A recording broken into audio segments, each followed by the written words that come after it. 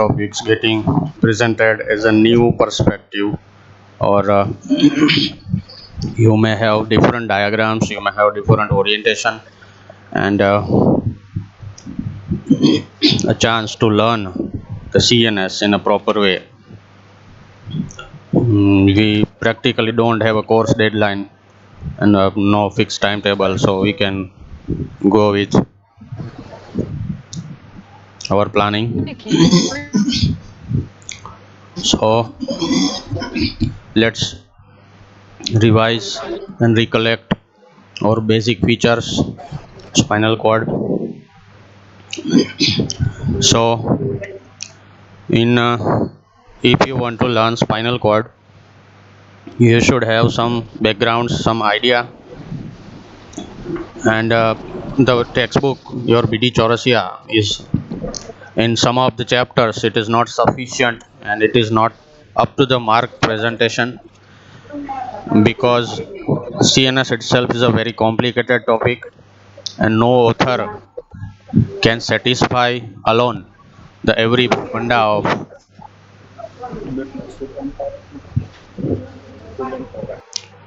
it. Is always there is a scope of having same vision from different perspective. uh, Spinal cord is studied in two major headings, that is external features and internal features. In external features, it is important even for the viva point of view for practical exam, because you will be seeing so many features in different spinal cords. uh, the dissection itself is a very tough job, so you may see some features natural and you may see some features distorted. Okay, so it is important to remember all terminologies and how they actually see in real sections. Okay, most of the diagrams will be schematic one, so you have to just take idea or orientation of how it looks, how it appears. And in case of internal features, there are gray matter, white matter, and various tracks. So for learning of tracks, you need 1 2 3 4 so many rounds. First you will have just names, origin and insertion of the track, beginning and end of the track, then relevant structures in the higher centers, that is medulla, pons, midbrain, diencephalon, cerebellum and cerebrum. So you will just see, you will just have the idea of those names initially, then as and when we go higher in next lectures, you will correlate each and every tract, and then at the end of whole CNS you will read all tracts again. So tracts of spinal cord has minimum 2 rounds. First one is orientation round, and second, even while you read in physiology, you will correlate all these anatomical structures. So the track is a ever going process. Whenever you take any orientation of tracks, it is always worthwhile. Okay, so let's just see. This is your transverse section of vertebral canal. This one is there are this is your spinal cord transverse section with centrally located gray matter, and outside there is white matter. There are 3 meninges as usual. Immediately near this spinal cord is pia mater, then this one is arachnoid matter, and there are 2 layers of dura. This one is meningeal layer and most outer one is endosteal layer. So this, there are spaces, you have to remember all the spaces even in spinal cord and in the brain, because these spaces are important for the purpose of circulation of CSF clinically, for intracranial tension, and even for insertion of anesthetic drugs, and then diagnosing hemorrhage and infections in the various species. So I am just repeating the names of all species. See, we have three layers of meninges, actually four layers, so we will have four or five species. Okay, so starting from inside to out, we'll just see pia mater is very much closely adherent to the substance of the this white matter, so there is no space called subpial. There is no such space because it is very much adherent to the substance. But outside pia mater, below arachnoid matter, that is your subarachnoid space, there are trabeculae like structures in the subarachnoid space, and through these trabecula our CSF gets circulated. Okay, so it is a trabecular space, subarachnoid space. Here the CSF gets circulated in the whole CNS. Then we have outside this arachnoid matter, we have dura matter, so meningeal layer and endosteal layer. So below your meningeal layer, that is you can see this vertebral venous plexus. Okay, so below this endosteal layer, there is epidural space. AP means outside, endo means inside, peri means surrounding. Okay, so epidural space, that means outside meningeal layer of dura and below endosteal layer of dura, that is between endosteal and meningeal layer of dura, there is epidural space or extradural space. So there is hemorrhage in this space, epidural or extradural space, that will be due to damage to this venous and capillary network. So that is called epidural or extradural hemorrhage. If it is below dura, that is meningeal layer of dura, it will be known as subdural hemorrhage. Okay, if it is in the subarachnoid space, it is called subarachnoid hemorrhage. So subarachnoid hemorrhage, epidural hemorrhage and extradural hemorrhage. Sorry, subdural hemorrhage. Okay, subarachnoid hemorrhage, subdural hemorrhage and epidural hemorrhage. Three different types of hemorrhage clinically we can diagnose. The same words you will have in the intracranial bleeding in the skull. So these are the clinical points you can mention in anywhere whenever there is this reference of meninges. Okay, now this pia mater is extending its processes outside through this dura. Okay, so this extension of these processes will be known as ligamenta denticulata. You will see in another diagram. This gray matter has these four broad compartments. This is anterior gray horn, posterior gray horn. It is also known as anterior gray column and posterior gray column. In the thoracic region, you will have lateral gray column also. Now, some of the dimensions. Length of spinal cord is 45 centimeter in adult male and 42 in adult female. These are the average rough dimensions. There can be variation of some millimeters, but broadly they are 45 and 42. Now this 45 centimeter structure is technically important. For viva point of view, most of the examiners will ask you which are the structures having 45 centimeter length in the body. So you can make a list of the structures in your final viva. Okay, it is favorite question of some of examiners. Weight is around 30 gram spinal cord.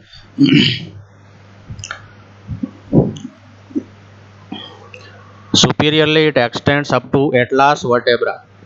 Okay, first vertebra is called atlas, second vertebra is called axis. So just below your base of skull, your medulla oblongata will end and spinal cord will begin. Inferiorly it is extending up to L1 vertebra around. Here the tapering lower end of spinal cord after L1 is called conus medullaris. It is cone-shaped lower extension. In children, it can extend up to L3 vertebra. So there are embryological and developmental reasons of difference between spinal and vertebral level. Let's just have a look with the gross view. This is your pons, this is your medulla, and at the level of the C1 vertebra downwards, from C1 vertebra you can see this is extension of spinal cord up to L1 vertebra. This lower tapering and it is cone shaped, it is known as conus medullaris, and from here the extension of pyometer, I repeat, extension of pyometer surrounding this conus medullaris, it will go down. This thread, long vertical thread of pyometer goes down up to coccyx. Okay, so it is pyometer, so here there will be extension of durameter. Okay, arachnoid will not be there because it will end here with the proper substance. So pyometer goes here downwards in the thread like process, and it is surrounded by meningeal layer of dura up to this S2 level. So this is your phylum terminale, this whole vertical thread of pyometer extending from conus medullaris to the coccyx is thread like structure is called phylum terminal. Phylum terminal is divided in two parts. Before enclosed in the durameter, it is called phylum terminale internum, and outside this dural sheath it is called phylum terminale externum. Okay, so internum and externum, two different parts. You can see broadly there are two enlargements here: cervical enlargement for supplying of upper limb muscles and lumbar enlargement for supplying of lower limb muscles. So this gray matter and white matter are little bit enlarged due to this supplying of limbs. In the anterior view there is anterior median fissure, and in the posterior view there is posterior median sulcus. Okay, this anterior one is deep cleft like, so it is called fissure. Posteriorly it is a little bit it is not much depressed, so it is called posterior median sulcus.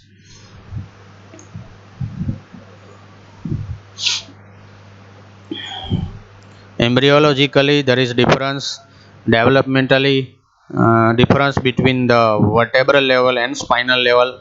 How exactly?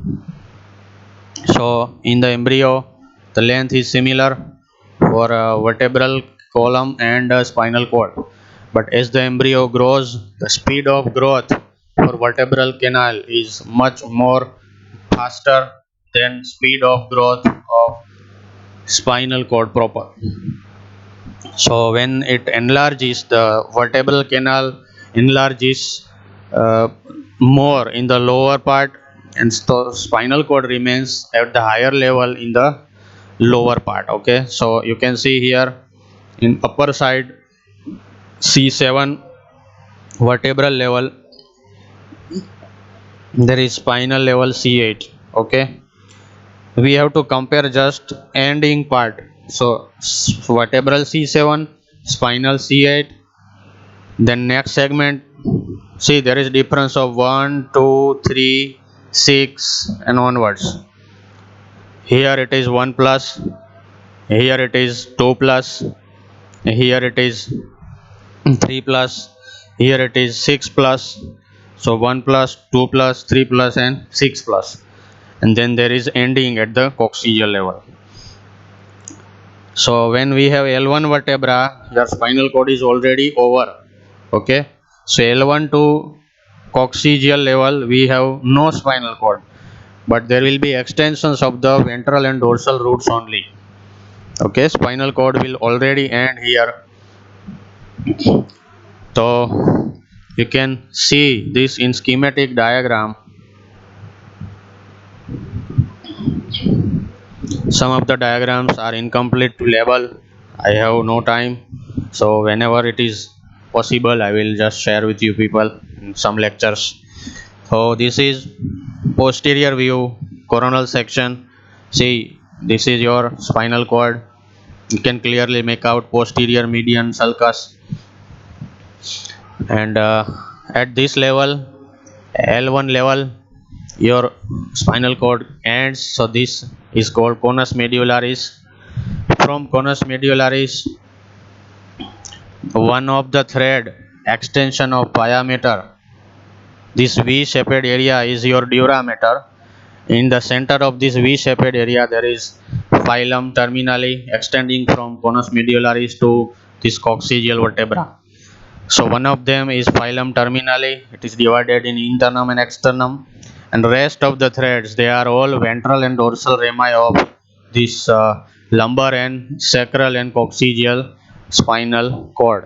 Okay, so here upwards they will lie horizontally. This intervertebral foramen will exit spinal nerve, but when spinal cord ends, there is no horizontal extension, so there is no space. So all this ventral and dorsal root will collect together and they will exit. They are collected in the form of this horse tail appearance. So this tail of horse resembling structure is your uh, coda equina. Coda means tail, equina means quadruped animal, so it is resembling tail of horse, called coda equina. From here all the nerves will exit through lumbar and sacral intervertebral foramen, and then they will form lumbar and sacral plexus in the lower limbs.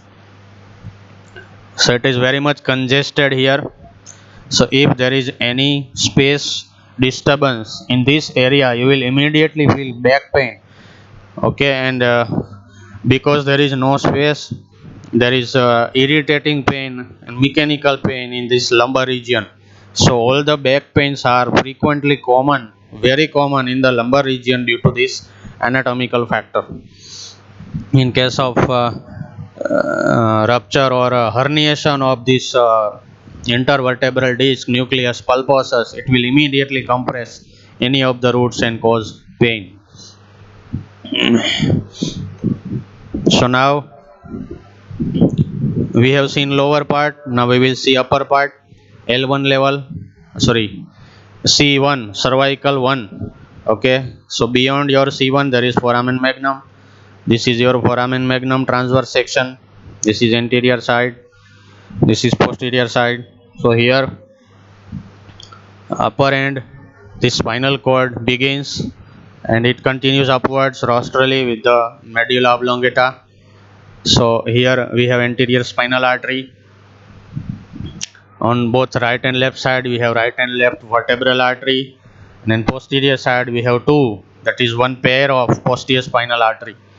So one anterior spinal, two posterior spinal, and two vertebral arteries are related. There is also venous plexus, and this extension of pyometer from this substance of spinal cord, it extends horizontally and it gets attached to the endosteal layer of dura. It will penetrate this subarachnoid space and it will attach itself with the bony part. So this extension of pyometer tooth-like process is called ligamentum denticulatum. It is C1, that is first tooth of ligamentum denticulatum. Then it will extend downwards in a series of, you can see here,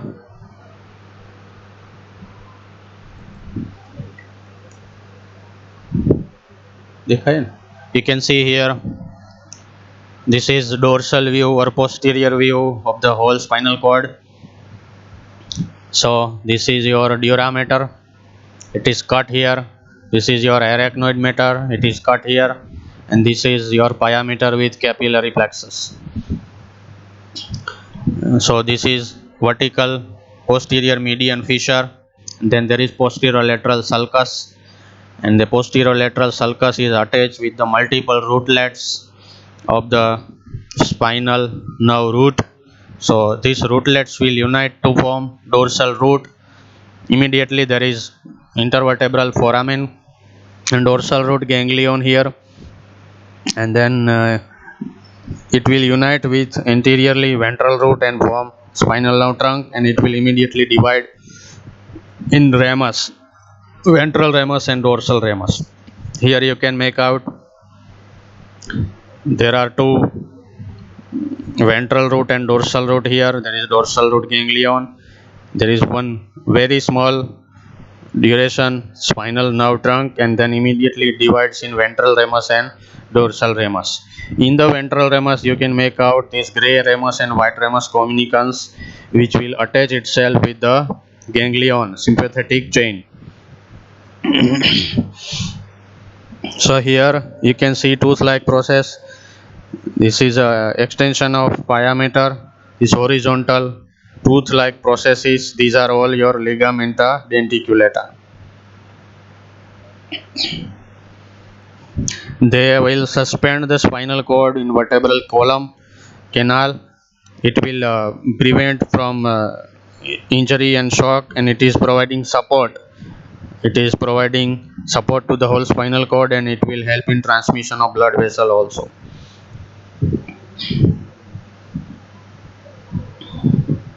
You can see now procedure of lumbar puncture, clinical importance. We are again in the lower part. See, this line represents your L3 L4 intervertebral disc. Patient is made to lie supine. There is flexion of thigh and flexion of knee joint. Okay, and your knee is made to touch your anterior abdominal wall.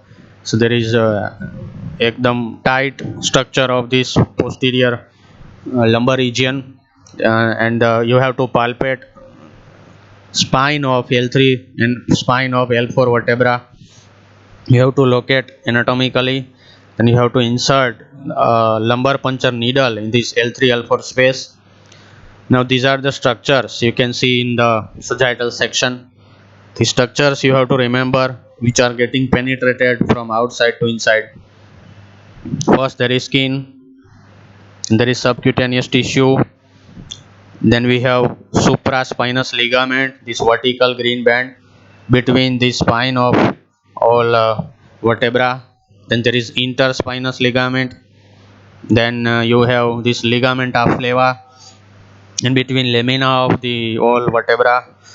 Then there is epidural space, again skin, subcutaneous tissue with fat, and you will also have thoracolumbar fascia layer, then supraspinous ligament, interspinous ligament, and ligamentum flavum. All these structures getting penetrated, and there is sudden loss of resistance.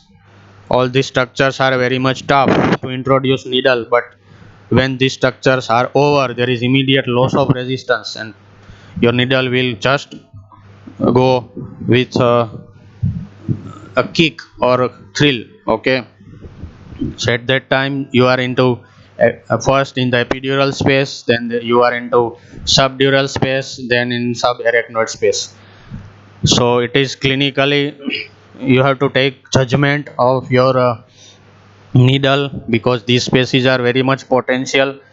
They are for definition purpose, but whenever you see a drop of coming out, a drop of CSF from this opening of your trocar or needle, then that drop of CSF, it immediately indicates that you are into subarachnoid space. So this procedure is lifetime important. You will learn, and maybe you are, if you are lucky, then you will get a patient to practice yourself in the wards in the third final year and in internship also. So this is very important procedure. It is used for if you just keep the needle like this, there will be drop by drop coming out of CSF. That procedure is known as CSF tap, or drainage of CSF. So it is useful for investigation, biochemical examination.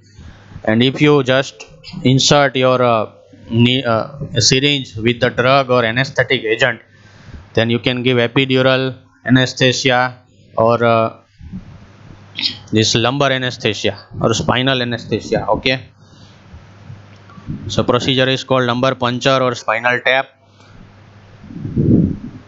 It is used for epidural anesthesia and analgesia.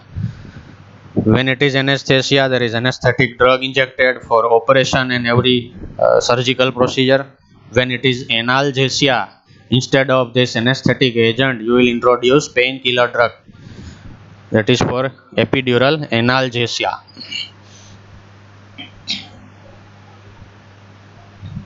So we have seen this ligamenta denticulata. There are 21 pairs of tooth-like extensions. Okay. Highest point is lying at the foramen magnum level. We have also seen in figure. And this same structure in the anterior median fissure, anteromedian sulcus. The extension of pyometer is known as linea splendens. So linea splendens is a thickening of pyometer seen in anterior median sulcus, a vertical whole band of pyometer. Then in lower part we have seen these two things, internum and externum, phylum terminale internum and externum. So you have to just go below L1, L2 vertebra. Okay, below L2 vertebra you are safe when you introduce lumbar puncture needle. It must be below L2 because there will be conus medullaris after L2 and there is no spinal cord present. Only the species will be present. So without any danger of spinal cord, you can just introduce needle.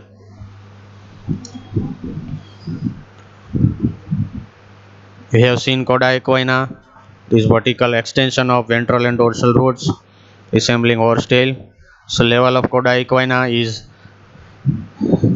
you can see L2 to L5 roots, S1 to S5 roots and coccygeal roots. Okay, so practically below L2 is the keyword to remember. Here also below L2 for lumbar puncture needle, and for coda equina below L2 unlimited up to coccyx.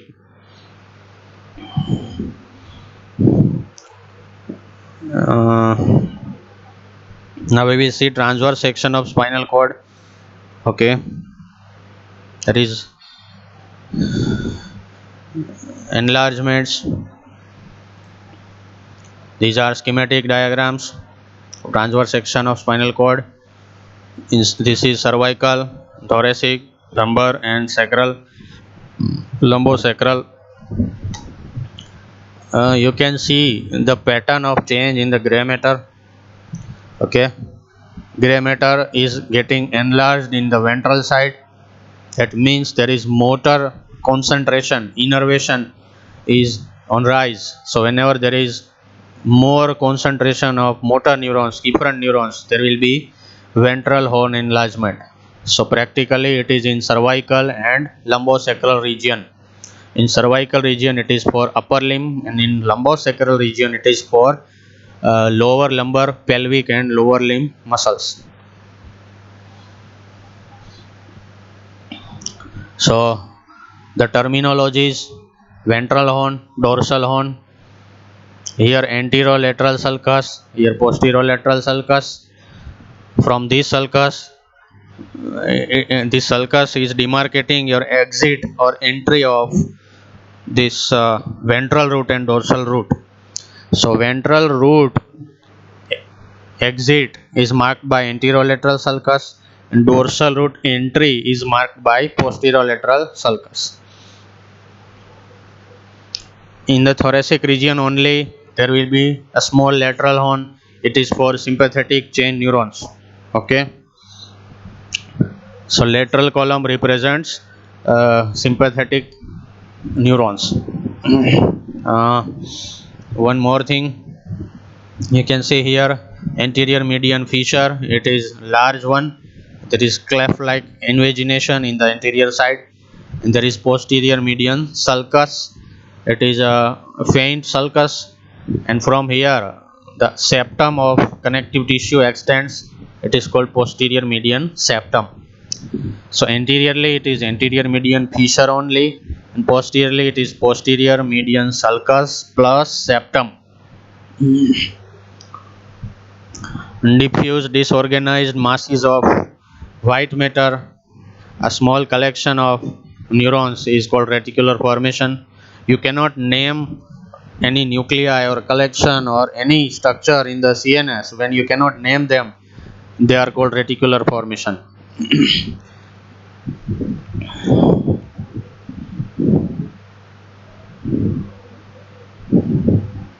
Now, if you come out, you can see spinal nerves.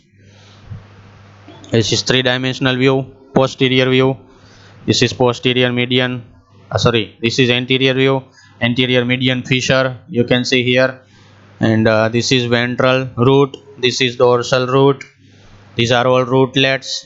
This is anterolateral sulcus here. There will be posterolateral sulcus here. So posteriorly, dorsal rootlets unites to form dorsal root, ventral rootlets, ventral root, spinal nerve trunk or spinal nerve. There is dorsal root ganglion here, and in after this there is ventral ramus, and there is ventral ramus sympathetic ganglion connecting by gray and white ramus communicans here, and this round represents your intervertebral foramen.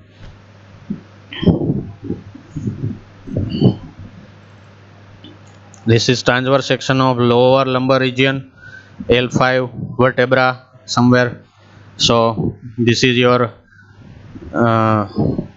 spinal coda equina, transverse section of coda equina and all the roots. In the center there is filum terminale internum. There is ventral and dorsal root. This is your intervertebral foramen level. This is pedicle of the vertebra. Between this pedicle there is foramen. So there is ventral and dorsal root getting united and immediately getting divided. Now spinal segment is space between two adjacent is a spinal nerve. Okay, pair of dorsal root and pair of ventral root. Again, you can make out in this diagram pair of right and left ventral root, pair of right and left, okay, dorsal root. So this whole piece between this one segment is your spinal segment. So if it is AL1 spinal segment, so there is AL1 ventral and dorsal roots. Between these, this one is your L1 spinal segment. So whenever we speak of levels, L1, T1, T12, anything, so that level represents this spinal segment. We talk about this spinal segment everywhere. Okay.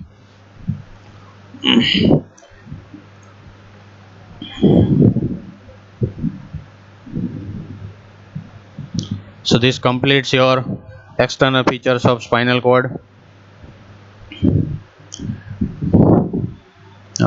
In internal features, we will see some of the terminologies, nuclei. Then tracks we will cover later on. So we will just see basic terminologies only. You might have seen in another lecture. This is ventral horn, also known as anterior gray horn, also known as anterior gray column. When we speak the word horn, that means this whole piece, gray matter or white matter or whatever. Horn is just name of shape. Okay, a horn of animal you can see. So this is dorsal horn, this is ventral horn. In the horn we will have anterior gray column or anterior gray horn. This is anterior white column. So this is posterior gray column or posterior gray horn, and this whole piece is your posterior gray horn. So there is gray matter, gray column, and white matter, white column. Simple. And in the thoracic region, you will have here lateral horn and lateral white column also. So whenever you draw, just remember that in the thoracic region you have to draw extra lateral horn, gray and white both. In the center there is central canal.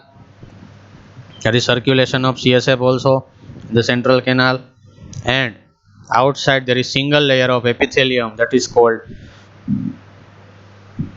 ependyma. Ependyma is single layer of epithelium covering. So secretion of your CSF is a net result of choroid plexus and this ependyma. You will have the word telachoroidea in the CSF. It is responsible for secretion. This is hemisection, left-sided hemisection of spinal cord. You can imagine right side here. So we are dividing nuclear column in all three horn. Remember earlier section, this is anterior horn, this is posterior horn, this is lateral horn only in the thorax. Again, anterior horn, posterior horn and lateral horn. Now in the anterior gray column we have three different groups of nuclei: medial, intermediate or lateral. So this is medial group, this is central group and this is lateral group. These are the three nuclear columns in the anterior gray horn. In the intermediate or lateral gray column, so lateral side we have two medial and lateral divisions. So intermedio-medial and intermedio-lateral. Intermedio word is used because it is located intermediate between these two. And in the intermediate we have two divisions, so intermedio-medial and intermedio-lateral nuclear column. And in dorsal horn the names are tricky. There is no match, so you have to mug up. At the tip of dorsal gray column, it is called substantia gelatinosa. Substantia gelatinosa. You will collect the names everywhere in the CNS. Whenever there is substantia word, you can make a list of them and compare them. Then there is nucleus proprius and nucleus dorsalis. Okay, nucleus dorsalis has a three names: nucleus dorsalis or Clark's column. I forgot the third name. Okay, don't care, we will see. It is already written. So broadly it is known as dorsal column nucleus or nucleus dorsalis. Okay, and it is also called Clark's column. And this one is visceral afferent nucleus. You remember this word, we have used this word in components: visceral afferent. So piece of that column extends in the spinal cord also. Visceral afferent nucleus. So in the anterior horn, medial group, lateral group, central group. In the middle group is intermedio-medial, intermedio-lateral. And here it is substantia gelatinosa, nucleus proprius, nucleus dorsalis and visceral afferent. Now which are the another names? See, names are as such important to remember, because in some textbooks some authors will use whatever way they like the names. There are no standardization. Okay, even in Gray's Anatomy they will use different names in different places. So we have to just be familiar with at least once with them. So this is your anterior gray column, this is your posterior gray column, this one is your lateral gray column. Okay, the interior gray column, these two is the medial group, these two is intermediate or central group, and this is lateral group. Again, medial group, central group, lateral group. Medial group having two nuclei, ventromedial and dorsomedial.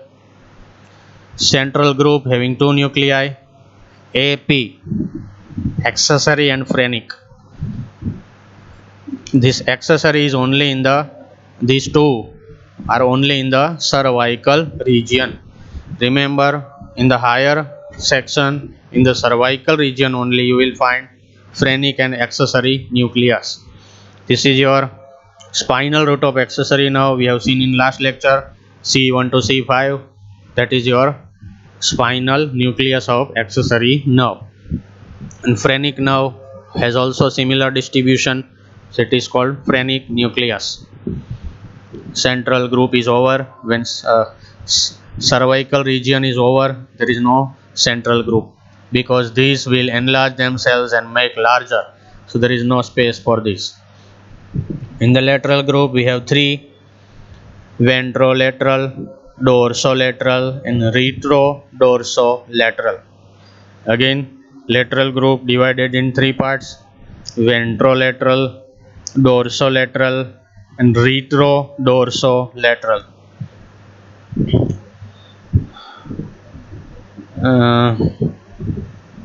This dorsal column, same name, no much difference, substantia gelatinosa. This is another name, posteromarginal nucleus. Okay, nucleus proprius and nucleus dorsalis, it is same, no change. Here also it is same, intermediomedial, intermediolateral. Now in your textbook there is little bit name difference here.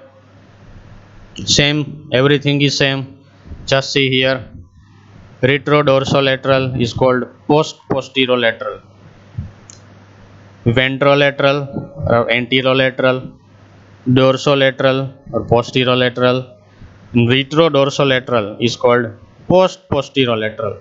Only there is difference of these three names. Okay, these three have two different names, remaining names are same. Okay, it's fine. Now there is lamina. Some of the authors describe this. See, in the reality, if you see transverse section of spinal cord, in the reality there is no such rounds, there is no such demarcation of anything. Okay, these are all research and functional anatomical regions for understanding. If you divide this in lamina, so these are all lamina. So this is lamina 1, 2, 3, 4, 5, 6, 7, 8, 9. Okay, so lamina 1 to lamina 9 is given in this diagram. So you can divide this nuclei according to this lamina.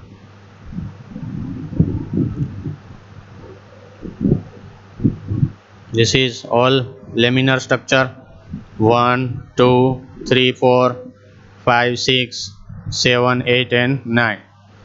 So this lamina will contain respective nuclei.